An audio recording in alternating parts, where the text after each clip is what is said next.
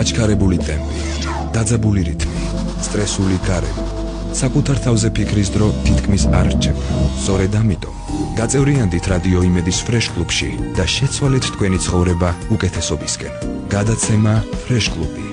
ნინი ხუგაშვილთან ერთად. დრემშიდობის მოგესალმებით ყველას, თქვენ უსმენთ რადიო იმედის ეთერში გადაცემას ფრეშ კლუბი, მე კი მისი წამყვანი ნინი ხუგაშვილი ვარ. ეს არის გადაცემა, სადაც საუბრობთ ჯანმრთელობაზე, თავის მოვლაზე, ურთიერთობებზე, კარიერულ წინსვლაზე და ყველაფერ იმაზე, რაც საერთო ჯამში ჩვენს ცხოვრებაში დადებით, ძვრებს და გარდაქმნებს შეუწყობს. ხელშემოგვერთდით ეს შესაძლოა ზუსტად ის კლუბი იყოს, სადაც გაწევრიანება თქვენთვისაც ძალიან სასარგებლო იქნება. დღეს თქვენს ყურადღებას შევაჩერებ თემაზე ორსულობის დაგეგმა და ფეხმძიმე ქალის ცხოვრების წესი. ორსულობა ქალის ცხოვრებაში რომ ერთ-ერთი უმშვენიერესი პერიოდია, თუმცა ამავდროულად ყველაზე რთულიც, ყველასათვის ცნობილია, მაგრამ რა უნდა ვიცოდეთ ამ პერიოდის შესახებ? გადაცემის მეორე ნაწილში სამშობიარო სახლ-იმედის კლინიკის ექიმოლოგინეთა განყოფილების გამგე გიგა გურასპაშვილი გვესაუბრება.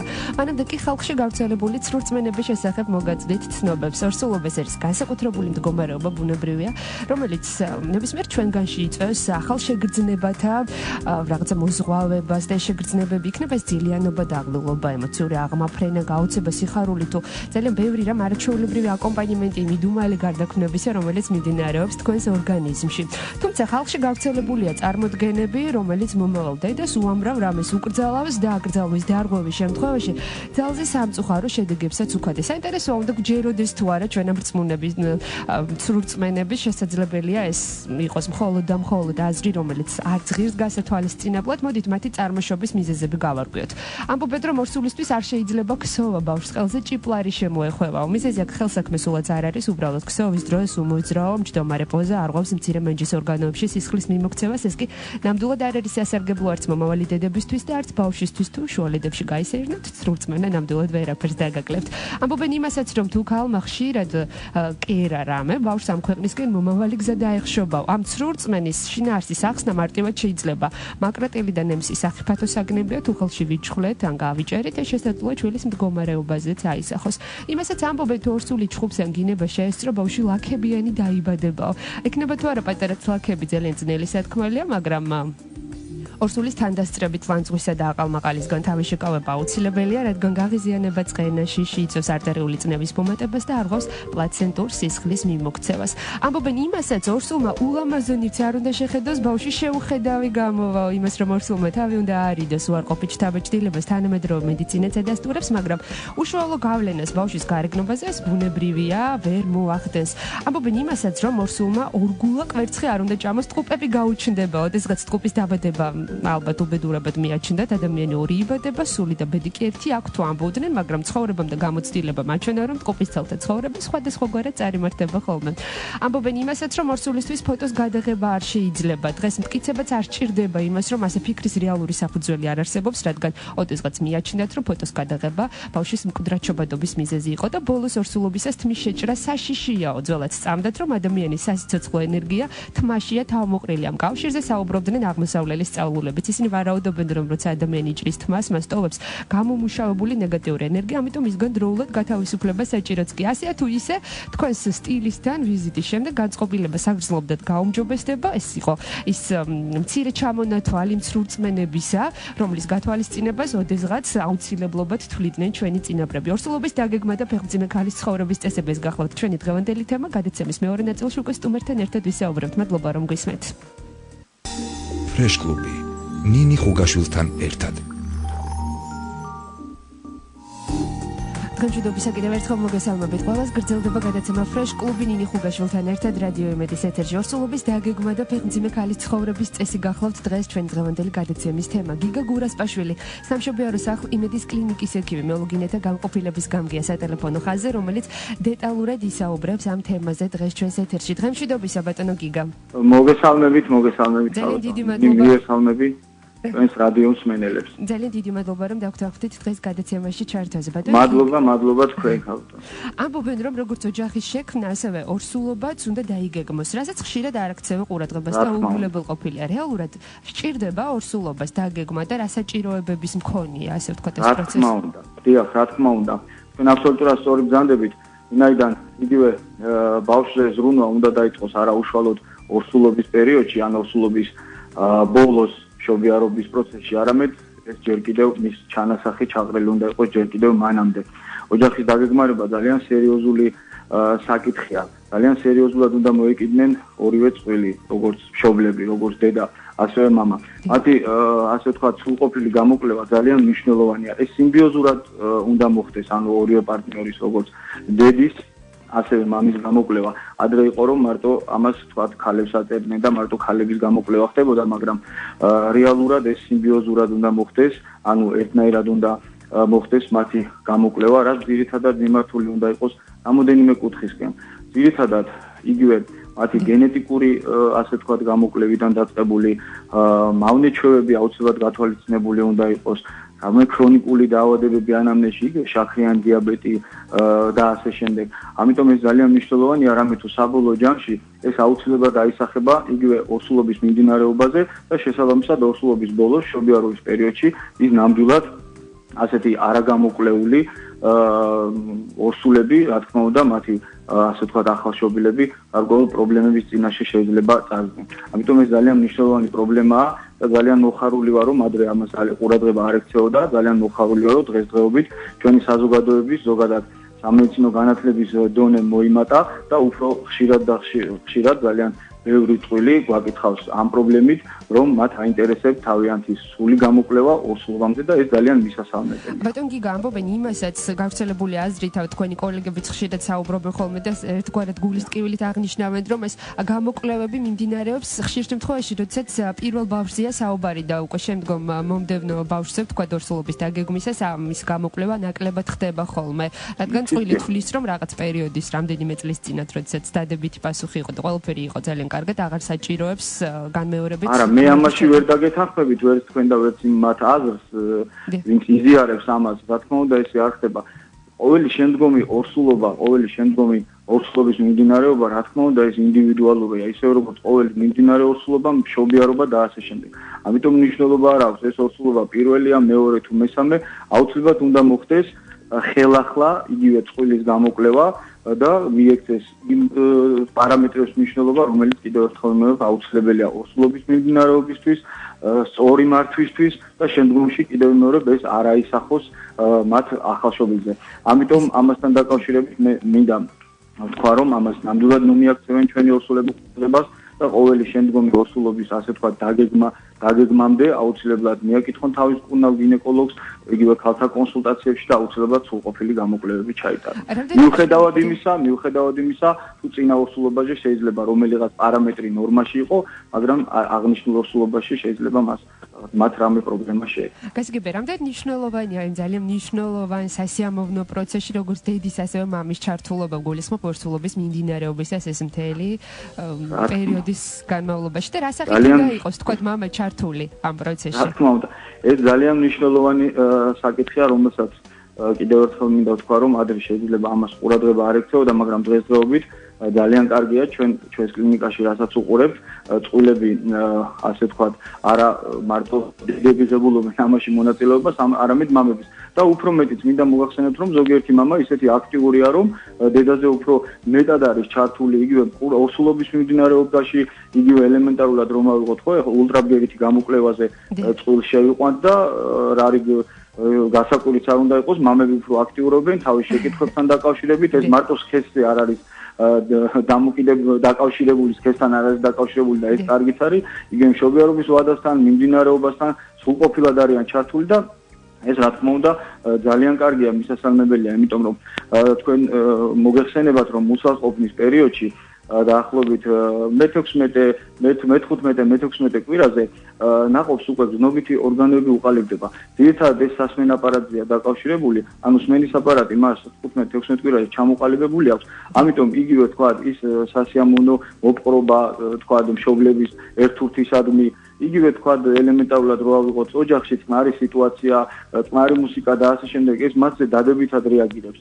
ამიტომ ეს ძალიან მნიშვნელოვანია და კიდევ ერთხელ მეორე მოხარული ვარ, რომ მამები ჩართულები არიან და კიდევ მინდა მოუწოდო იმ მამებს, რომლებიც ასე თქვა არ აკონტროლებენ ან კულისებს მიღმა იმყოფებიან და თქვა არ დაყვებიან თავიანთ მეუღლეს, იგივე გამოკვლევებზე, ულტრაბგერის გამოკვლევებზე, ექიმთან ვიზიტზე და ასე შემდეგ, რომ მათ მოუწოდო რომ მათ მეუღლეებთან ერთად იმ საჭირო ვიზიტებზე გინეკოლოგთან აუცილებლად მეუღლესთან ერთად მიწან. გარდა ვიზიტებისა, მე ვფიქრობ, რომ ძალიან მნიშვნელოვანია მამის ჩართულობა ფეხმძიმე ქალის ცხოვრების წესის დადებითა წარმართვის შემთხვევაში. როგორი უნდა იყოს ფეხმძიმე ქალის ცხოვრების წესი?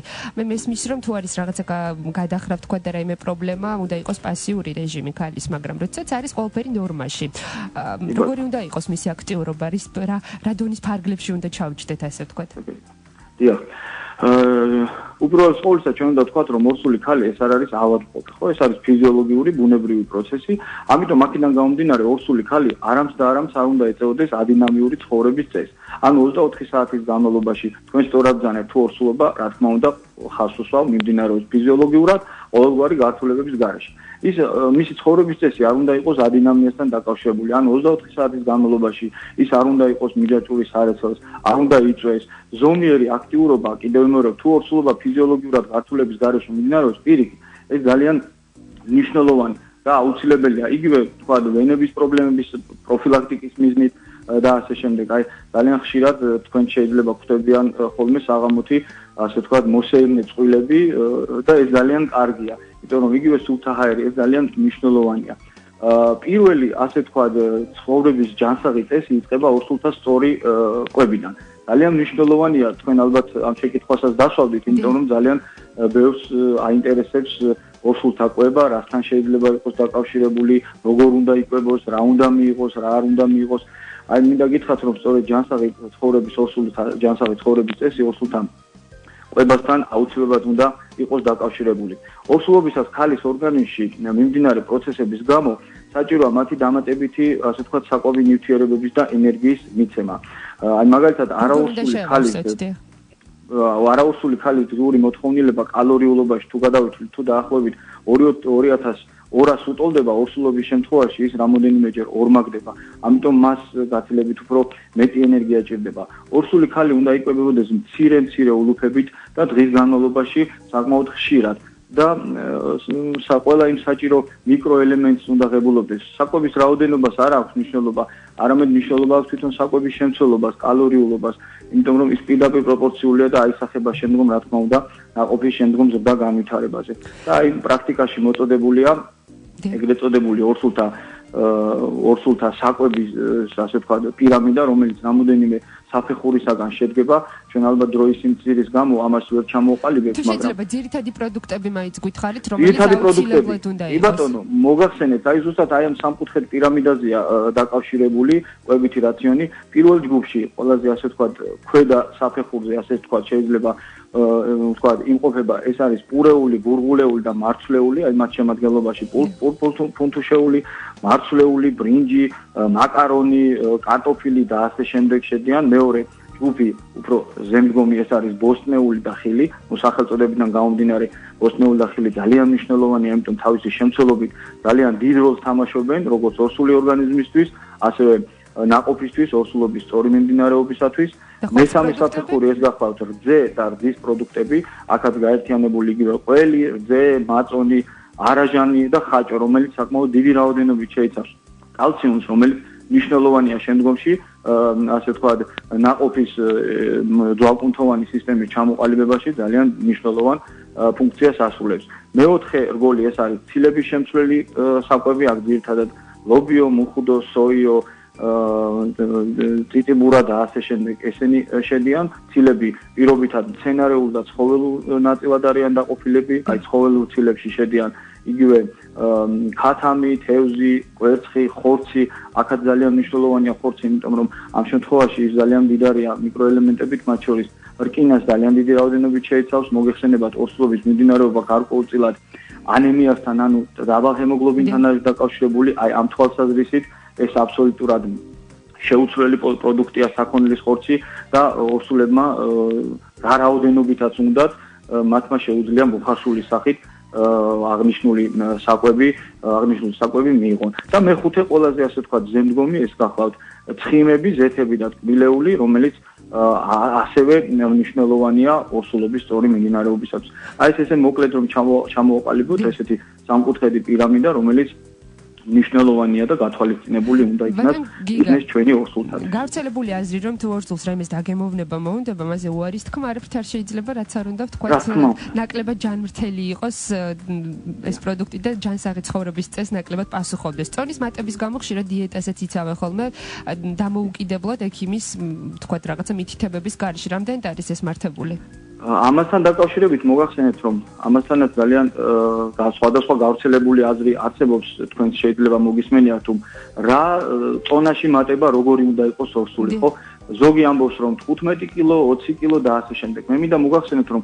ესეთი კონსტანტა ციფრი რომელსაც ვიტყვით რომ აი ორსულმა ამხნის ორსულობის განმავლობაში უნდა მოიმატოს რაღაც განსაზღვრული ციფრი კონსტანტურად რომ დავასახელოთ ეს რა თქმა უნდა ესე არ არის ეს დამოკიდებულია თვითონ ორსულის აგებულებაზე ხო მის კონსტიტუციურ ტიპზე შეიძლება ერთი ორსული საკმაოდ გამხდარი იყოს ასე თქვა და მისთვის 16-18 კილოც კი მიღებული იყოს მეორე შემთხვევაში პირიქით ეს შეიძლება ჭარბი მატებისკენ იყოს ამიტომ ჩვენ თუ საუბრობთ რომ რა წონაში მატება ორსულის როგორი უნდა იყოს ჩვენ აუცილებლად ამ შემთხვევაში უნდა გავითვალისწინოთ თვითონ ორსულის აგებულება კონსტიტუციური ტიპი რა კონსტიტუციური ტიპი გააჩნია აი ორსულს რაც შეეხება დიეტებთან დაკავშირებით აი აქედან გამომდინარე თუ ორსულობის განმავლობაში საკმაოდ დიდია და თვითონ ქალის კონსტიტუციურად აგებულებით მიდრეკილია გაცხიმოვნებისაკენ, რა თქმა უნდა, შემდგომში პირველი ხარისხის ხარისხების მიხედვით არის გაცხიმოვნება, უნივერსალური გაცხიმოვნება, ეს ყველაზე ასე თქვა მაღალი ბრჭყალებში ვამბობ, ყველაზე მაღალი